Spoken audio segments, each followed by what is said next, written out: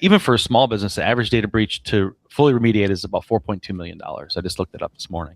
That's a huge, for most small businesses, that means they're out of business, right? You're going to get breached. There's nothing you can do to stop a determined adversary from breaching an environment they want to get into. It's going to happen. If you're prepared for it, if you've done those things, if you have the monitoring in place, you have the forensics in place, you can minimize the damage that's going to happen to your company.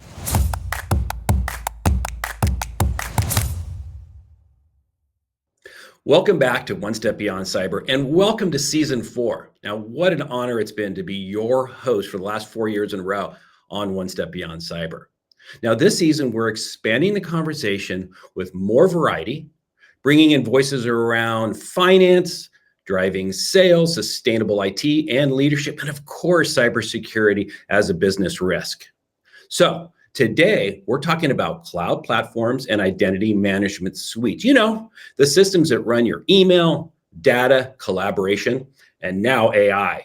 And why assuming they're secure by default is where many organizations get caught off guard.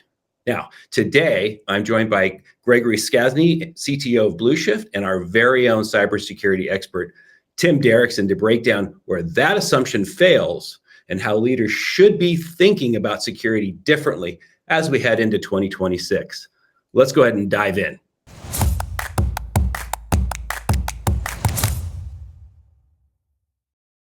All right, so let's get started. Let's bring in Gregory and Tim, and let's get this first episode of Season 4 started. Looking so forward to this. Gregory, good morning. Good morning, Scott. How you doing? Good. Tim, thank you for joining us. I can't even believe we could get in your schedule. Good morning. Hey, it's a good, calm day, right? Every day, right? Knock on wood. Knock on wood. All right. Hey, so listen, Gregory, for those that are meeting you for the first time, I'm going to give you a bit of a loaded question here. So you take your time. Give us a quick overview of your role over there as CTO and Blueshift, as well as maybe, you know, while you're blending all of that together, what business leaders should have on top of mind. Sure. So my name is Greg Scasny. I'm the CTO and founder at Blueshift Cybersecurity. I've been doing cyber for a fairly long time. Prior to Blueshift, which is a defensive company, I was CTO of a company and co-founder of a company called Cygent, which Blueshift was actually spun out of. And prior to that, I spent most of my time doing offensive security. So I did red teaming, adversary emulation, exploit development, those sorts of things. I do some really cool things on the side. Well, not really on the side, but even as part of Blueshift, I teach at a lot of places. So I have a degree in electrical engineering from Purdue, but I don't do any electrical engineering. I've always done IT and cyber. But I teach for NASA. I teach both red team and blue team strategies for industrial control systems and operational technology. I live in Florida, so we do that at the Kennedy Space Center. I teach for the Florida Department of Law Enforcement. I teach for the IRS. I teach for other places. I have a high-level security clearance.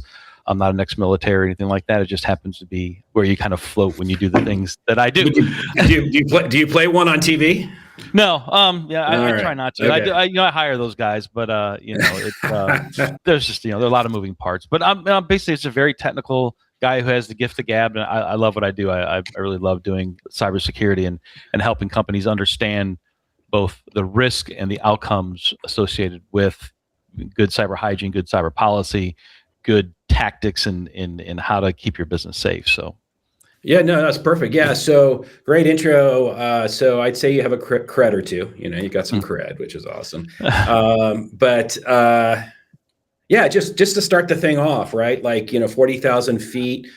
Business leaders, not the overly techie type, that sort of thing. But what should business leaders be paying attention to? So we're going to go into it, but Yeah. And I think just from a high level, what I think, and what we see with even our clients is that. What business leaders really need to do with security, and we've been saying this for years, is they need to treat it as a business function versus just a checkbox. And that's hard, right? When you take off your hat of being a tech guy or being in cyber and you put on your business hat of, I need to run a business, it comes down to expense and it comes down to risk. The problem is business leaders understand the expense. They don't really understand the risk, right? What I mean by that is it's really easy for people to say, I need to be SOC 2 compliant, or I need to be CMMC level 2.0. I'm going to check those boxes. And if I check those boxes, I'm good. And if nothing happens in their environment or nothing happens to them, they're like, yep, I made a really good decision until something bad happens. And it will always happen. I mean, and this happens in all walks of life. It's not just in cyber. I mean, I live on a barrier island. My house was destroyed by a hurricane. I thought I'm never going to get a flood at my house. I don't even have to worry about that. It hasn't flooded in 50 years.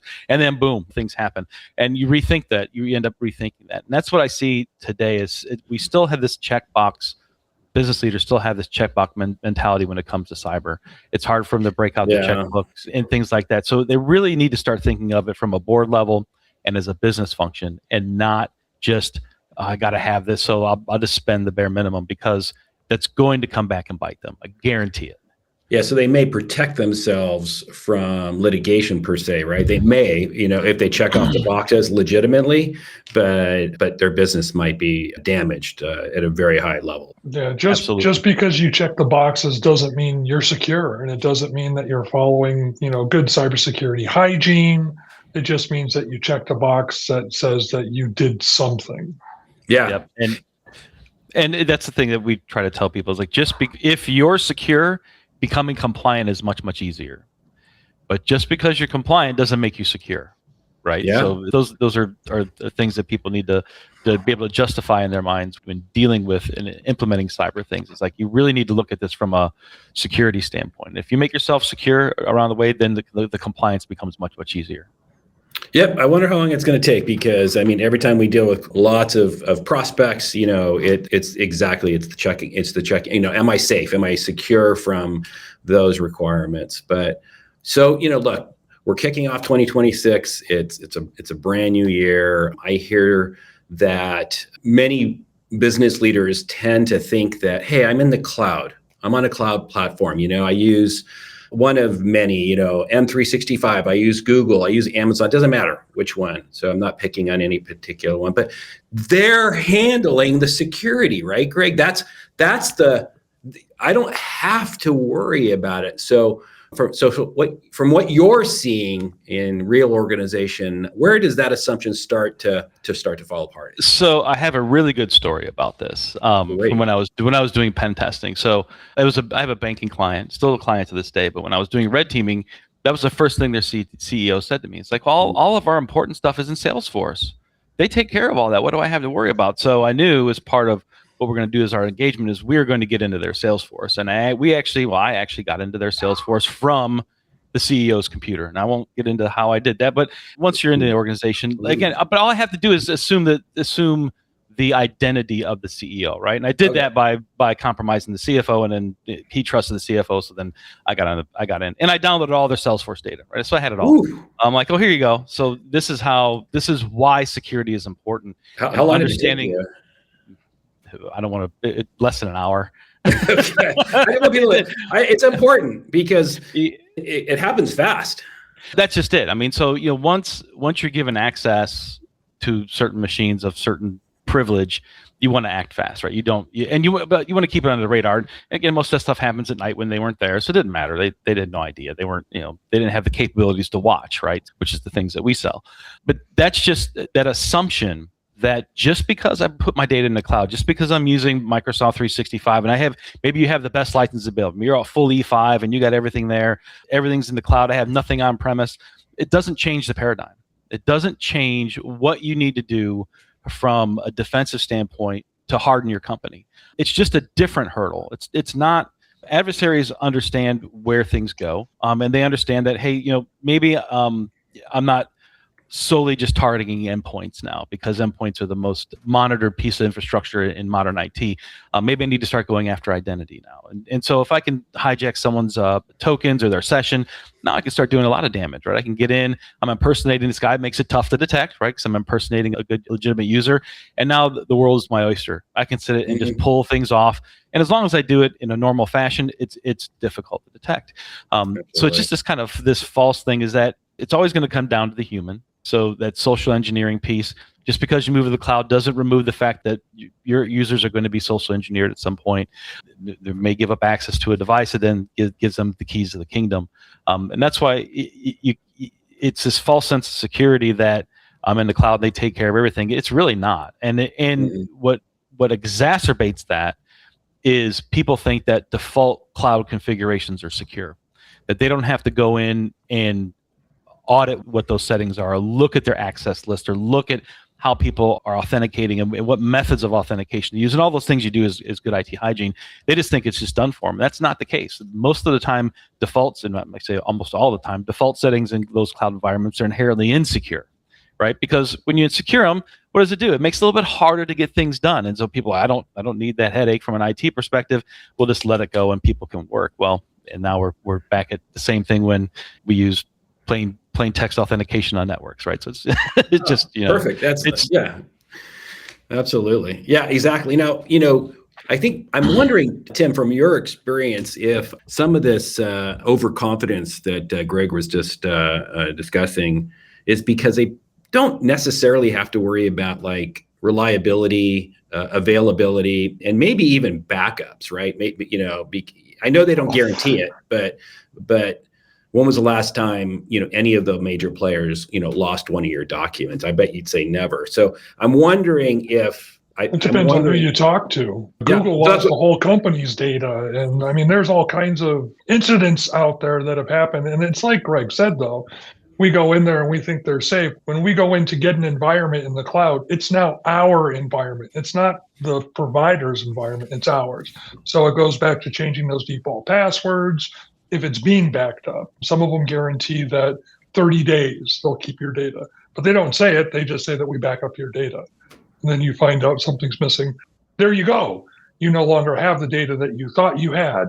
Defaults are horrible. And you might as well just do a thank you 123 as your password. Give it to Greg and we can just end the show now. Can we speed this up a little bit? All right. Yeah. That sounds good. All right. Sounds good. So look, when we're talking about these large, cloud platforms and identity management suites like this, so if one is compromised, what are some of the real business consequences leaders are going to underestimate besides IT cleanup, Greg? They underestimate the cost, right? And not just it's not the direct costs that come into play. It's all the other costs that are associated with a breach, right? And it depends on what sector you're in, but it's not just the cost of, hey, I gotta clean this up. I may have to get new infrastructure, but brand damage, right? So if you're in any kind of sector where you have to report those things, and this is on the news loves hacking stories, right? And they call all the time. They want to know who's being hacked. That's out there. You're going to have downtime probably, right? So you're going to have to move infrastructure. You may have lost data that is confidential to customers, which now is really bad. Who wants to do business with you if you can't be trusted to hold your customers' information confidential? All those things just start to add up over time. That's why even for a small business, the average data breach to fully remediate is about $4.2 million. I just looked it up this morning. That's a huge, for most small businesses, that means they're out of business, right? Yeah, because they probably don't have a $4.2 million cybersecurity policy. And good luck getting those policies to pay. I mean, it's very, very difficult. They write those policies, and that's what insurance companies do. They write those policies very, very specific on what you need to do, and most people don't do those things. And so getting them to pay is extremely difficult, and you're not going to get $4.2 million out of it. So, what I like to say is, for a lot of I stole this from somebody, but, you also have to think about employees, what happens there. Usually when someone gets breached, it's what we call an RGE, a resume generating event for anybody anybody in IT, right? And that's actually wrong. And that's part of the reason I think that companies end up getting breaches. Everybody's so afraid of who's going to get blamed and who's going to get fired and all this.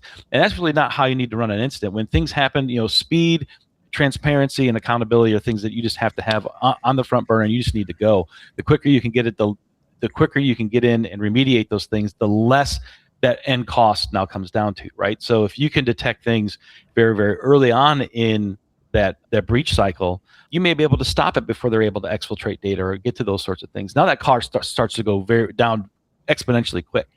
And that's how people need to think about it. But it's always, and I've been preaching this for many, many years, security is always an afterthought. Every single time. It's like, okay, we got a business, we're running. No one's thinking about security up front. Like, yeah, I got a firewall, I'm good. I got Google, or I got Microsoft 365, I'm good. It's not until their business starts to scale that now they really start to think about security, but they should be architecting their businesses from security at the outset, because it's going to happen. I keep telling this all the time, like, you're going to get breached. There's nothing you can do to stop a determined adversary from breaching an environment they want to get into. It's going to happen. If you're prepared for it, if you've done those things, if you have the monitoring in place, you have the forensics in place, you can minimize the damage that's going to happen to your company. And most of the times, it may not even be a blip. It happens. You're going to go on. No one's going to be the wiser. It's the ones that fail the plan that ends up costing them sometimes dearly. I think also you have to, besides the operational disruption, right, which is what you're talking about, Greg, you have regulatory fines, exposure that could happen, whether PCI, FTC, all these regulations that go along with it that you can get fined for. On top of that, you have trust of whoever your clientele is. Are you going to lose your clients?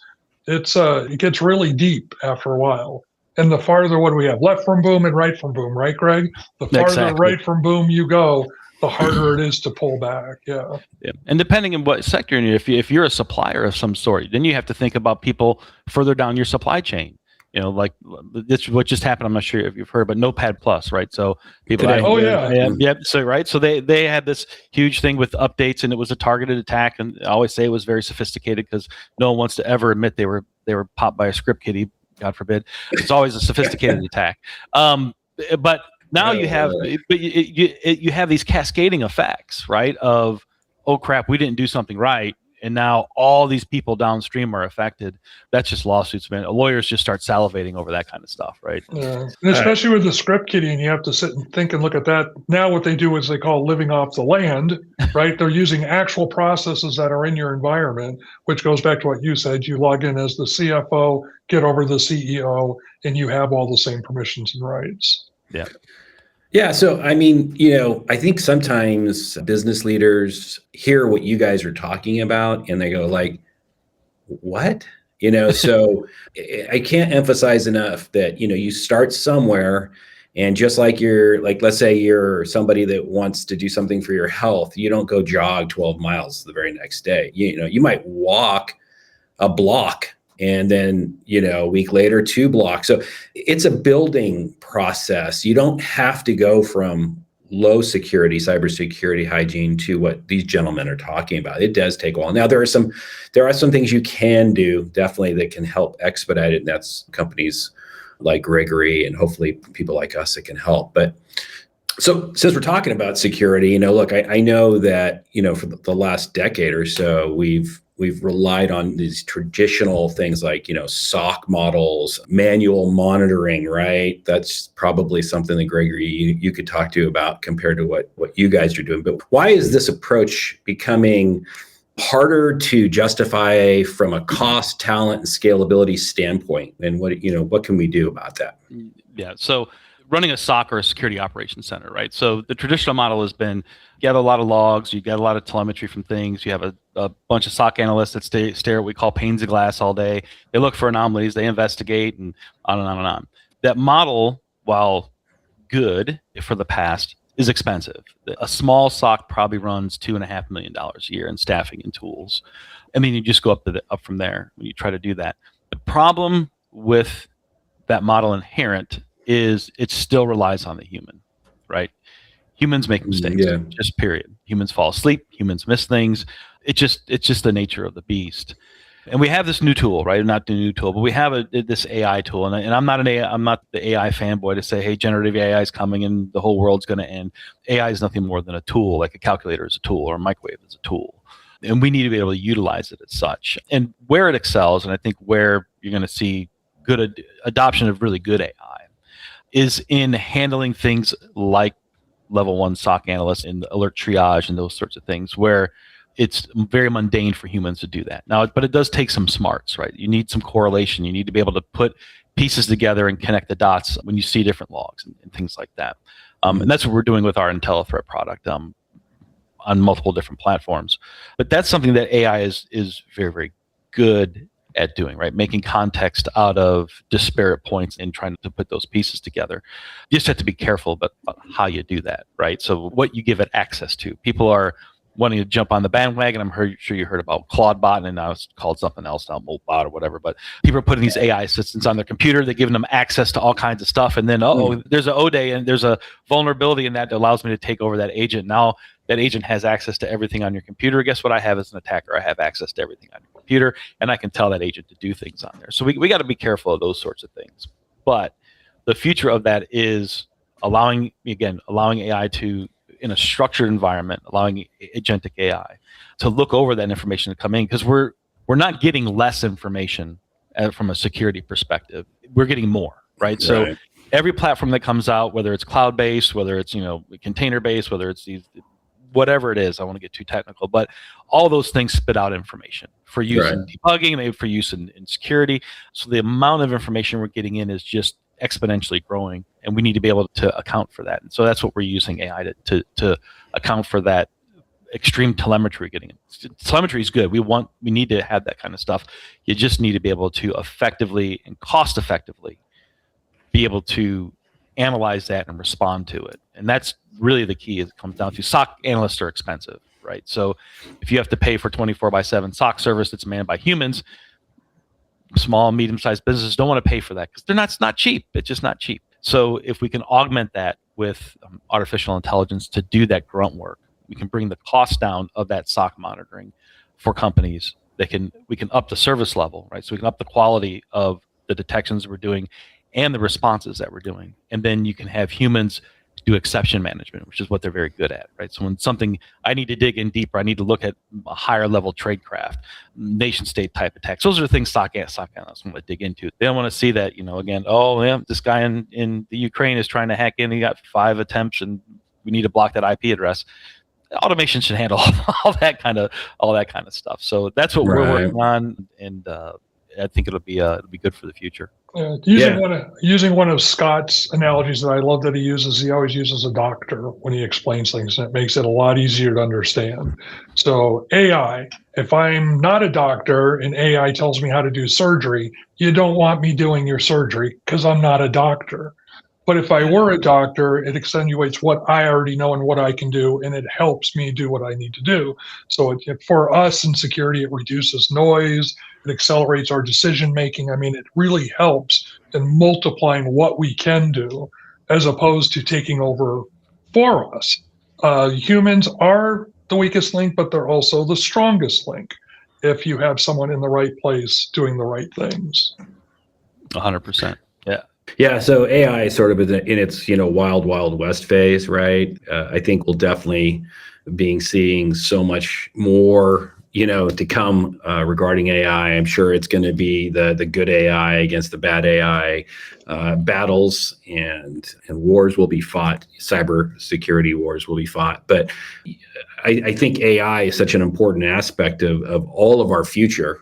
We had to catch it in our own company, and when we did, months and months ago. But shadow AI is really scary for companies because their employees are using these free versions, and we all know what free means. Like just think about your free email accounts and all that. Google doesn't read your emails, right? So they would not ever use any of the things that you're asking or uploading or anything like that. So it's really important that we all take this AI component seriously. We use AI as intended today, like you said with IntelliThreat. I think it's going to make us 10 times more efficient. Yeah, and that's the key of what you have to do. And you have to be careful. People don't, and this is what people just don't realize, is giving that extended access. So being very careful of you guys wouldn't, but people have let someone get access to your computer, but you put an AI agent on it that has access to all the data on your computer. That's the scary part of it when you talk about like shadow AI and those sorts of things, the expanded access of what those tools can get to. We're very paranoid about that stuff. We run our own internal AI that doesn't go out to the internet. Those prompts aren't saved anywhere. And that's something that people should ask of their security providers is who are you using? And what kind of agreements do you have? Of when my security data, my security logs gets put into an LLM somewhere, are you saving those prompts somewhere? I don't want my customer security data being saved and used to train a model. It's good training data. I totally understand that. But the last thing you want to do is search a model and say, hey, customer XYZ has, these IP addresses and these names and all this stuff that you could train a model with. That's scary, right? So that unintended oversharing of data to AI platforms is something that people should be questioning their providers. Very, very, very critical. Yeah, we are just now, because we've partnered with someone for exactly what you're talking about. So privately hosted LLMs, they do not see or talk to the broader LLMs. Everything is held confidential. Everything, these types of things are going to be very critical for the foreseeable future, but certainly on an immediate basis. So Gregory, listen, that was a perfect segue to probably our last question we have, because we're running out of time. But as business owners are looking at 2026, share any mind shifting ideas or practical steps. This is where I want to give them something like, think about this and do this sort of thing. How would you encourage them to harden their security environment and try to stay ahead of what these compromising events could be? Yeah. And I think you kind of said it best earlier, where it's like, hey, you don't have to do everything at once. And we use that, the boil the ocean analogy, right? Don't try to boil the ocean. And they use that in many different aspects, but that's what they shouldn't do. They shouldn't go out and try to figure it all out at once. They should get with a trusted partner like you guys, discuss, what their infrastructure looks like, so that way you could put the best controls in first. So many places you go into, especially many small businesses you go into, or even medium-sized companies, you ask them, well, what control frameworks are you working around when it comes to security? Well, we don't know. Well, we're trying to do this. We're trying to do this. Pick a control framework, and NIST 8071 or whatever it is you're going to be. If you're doing CMMC or doing something, pick some control framework that you can baseline yourself off of. That's I won't say it's easy, but at least you have a roadmap of where to go, right? So, and then you can get with a trusted partner to help you implement those things, right? So you can do they call them POAMs or whatever, but you can do a gap analysis to say, hey, listen, we don't have these things. These are the fruit. This is the low hanging fruit we can do right now. These are the high level things we must get done, and you can iterate over that over the period of a year to get yourself on a trajectory to becoming more secure and more aware in your environment, right? I'm a big fan of, obviously log everything you can, give me all the data, but I understand that can be tough for organizations, but there are ways to do it. There are ways to do it cost effectively. But again, getting with a trusted partner, understanding, pick a control framework that works for me. There's tons of them out there, and work towards a goal of putting in those types of controls will go miles past just shooting from the hip of I think we'll do this, right? That's great advice. Like literally, it's a great starting point. Pick a framework, do a gap analysis using that framework, take your highest priorities, start working down it. That's great advice. It's something that everybody can do. They're free. And the cybersecurity framework from NIST is a great one to start with. Again, with the 8 NIST, and then there's the CMMC ones, NIST 800, 172, I think. 171. 171. Yeah. Going to version 3.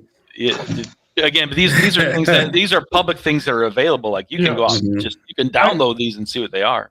I would even say also stop thinking of tools and start thinking of outcomes, just at a high level for businesses, because what we do, how do I stop this?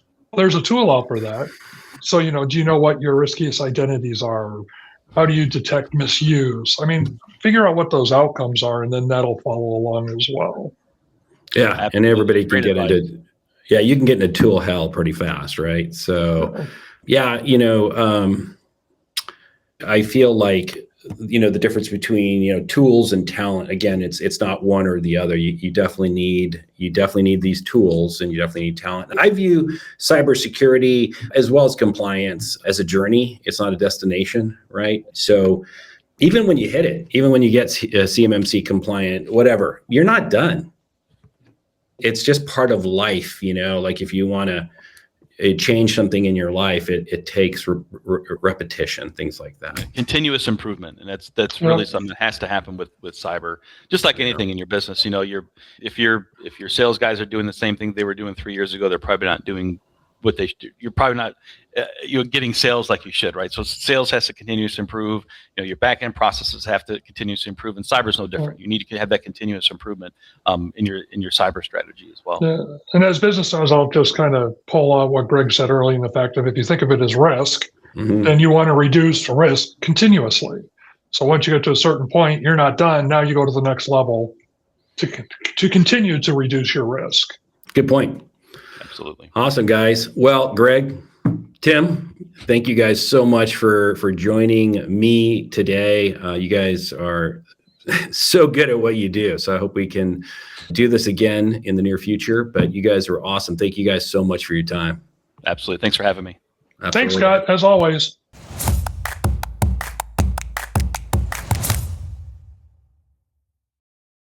This is exactly what season 4 of One Step Beyond Cyber is about, bringing together different perspectives across technology, leadership, sustainable IT, finance, and growth to help leaders think more strategically about risk and opportunity. Now, if you enjoyed this episode, be sure to follow the show.